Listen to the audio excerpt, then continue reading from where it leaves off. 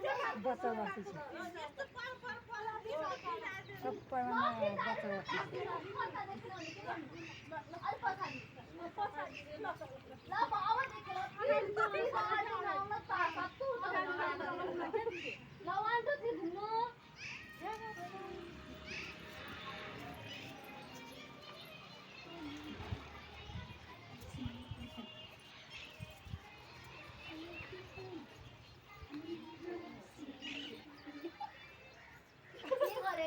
यस्तो हुन्छ यस्तो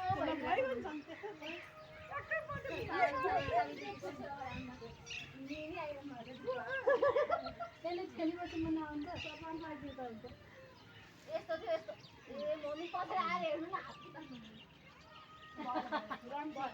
ल अब अर्को मेरोमा नि पोस्ट गर्दै